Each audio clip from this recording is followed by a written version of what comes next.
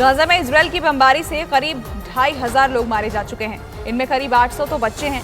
Hamas ने ऐसे वक्त में इजरायल से पंगा लिया है जब इजरायल में फिलिस्तीनियों के लिए सबसे ज्यादा खतरनाक शख्स प्रधानमंत्री के रूप में काम कर रहा है।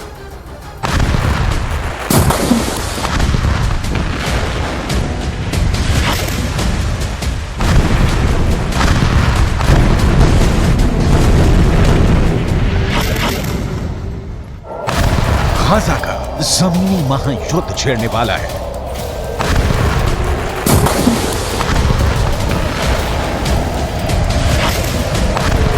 करीब 350 वर्ग किलोमीटर लंबी पट्टी अब खूनी पट्टी बनने वाली है।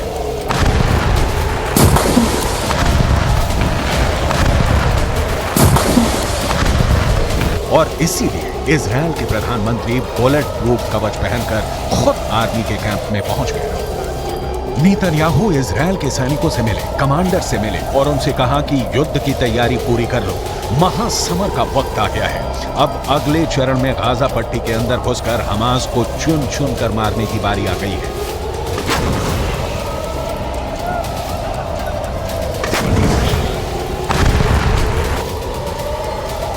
हमास ने ऐसे वक्त में इजरायल से पंगा लिया है जब इजरायल में फिलिस्तीनियों के लिए सबसे ज्यादा खतरनाक शख्स प्रधानमंत्री के रूप में काम कर रहा है।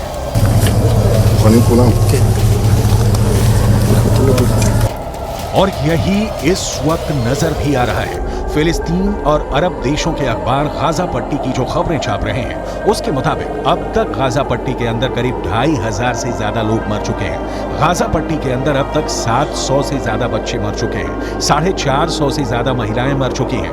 कई अरबी भाषा के अखबार दावा कर रहे हैं कि जितने लोग भी गाजा पट्टी के अंदर मारे जा रहे हैं उनमें से 66% महिलाएं और बच्चे हैं।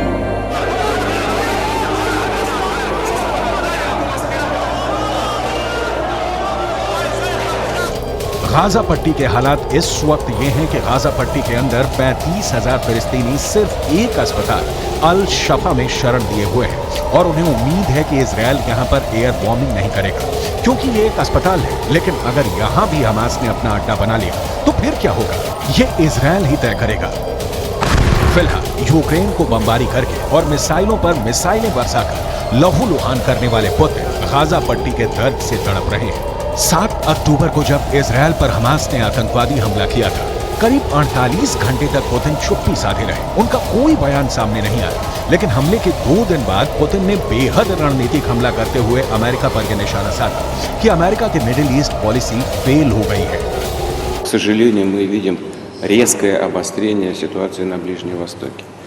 Я думаю, что многие согласятся со мной в том, что это яркий пример провала на политике Соединенных Штатов на Ближнем Востоке, которые пытались монополизировать урегулирование, но, к сожалению, не были озабочены поиском компромиссов, приемлемых для обеих сторон, а наоборот, выдвигая свои собственные представления о том, как это должно быть сделано, оказывали давление на обе стороны, именно на обе, то на одну, то на другую. इजराइल और हमास के इस युद्ध में एक बड़ा सीक्रेट किरदार रूस का भी है।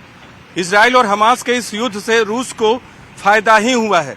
एक तरफ सऊदी अरब और इजराइल के बीच समझौता खटाई में पड़ गया है तो दूसरी तरफ अरब के इस्लामिक देशों में अमेरिका के खिलाफ नफरत भड़क उठी है।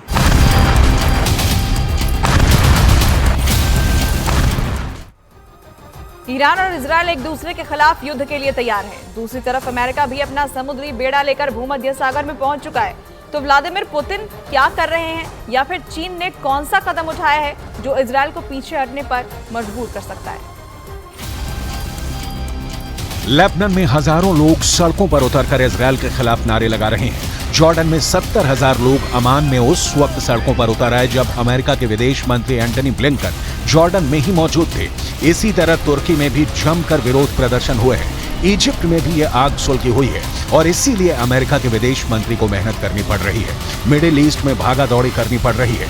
जॉर्डन, कतर, सऊदी अरब और संयुक्त अरब अमीरात के दौरे पर अमेरिका के विदेश मंत्री एंटनी ब्लिंकन जा चुके हैं और अब एक कदम आगे बढ़ाते हुए बेहद कूटनीतिक तरीके से पुतिन ने इजरायल पर निशाना साधते हुए कहा है कि इजरायल पर हमला हुआ है।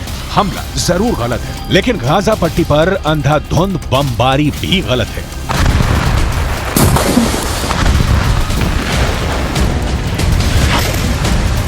столкнулся, конечно, с такой беспрецедентной атакой, которой в истории не было.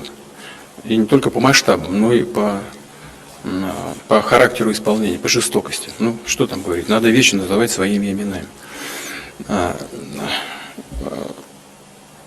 Израиль отвечает масштабно и тоже достаточно жестокий. В любом случае, что бы там ни происходило, я знаю и вашу позицию, уважаемый господин премьер-министр, и наша позиция заключается в том, что ущерб гражданскому населению должен быть минимизирован и сведен к нулю. Причем мы призываем к этому все конфликтующие стороны.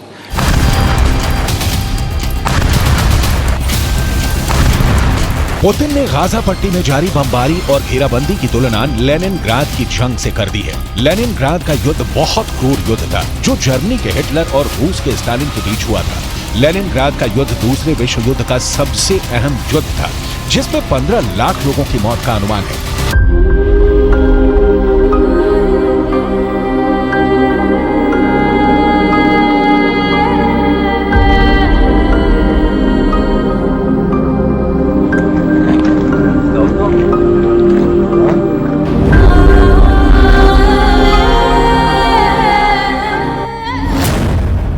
लेनिनग्राद का युद्ध इतना भयानक था कि जब ये युद्ध शुरू हुआ था तब लेनिनग्राद की आबादी 35 लाख थी और युद्ध के बाद यहाँ सिर्फ 7 लाख लोग ही जिंदा बचे। बहुत सारे लोग पलायन भी कर गए थे। फिर भी ये अनुमान है कि इस जंग में दोनों तरफ के सैनिक और नागरिकों को मिलाकर 15 लाख लोगों की मौत हुई थी। О том, что вот в отношении сектора Газы могут быть предприняты меры военного и невоенного характера, такого же плана, как и во время блокады Ленинграда в ходе Второй мировой войны.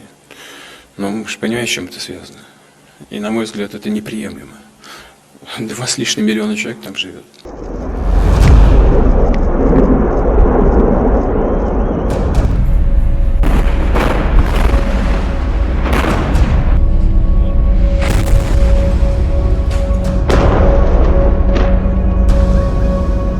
कुल मिलाकर पुतिन का इशारा यह है कि अगर गाजा पट्टी का युद्ध नहीं रुका तो इसमें लाखों मौतें हो सकती हैं। यही वजह है कि पुतिन ने इजरायल के प्रधानमंत्री बेंजामिन नेतन्याहू को चेतावनी दी है कि गाजा में नागरिकों को कम से कम नुकसान पहुंचाया जाए।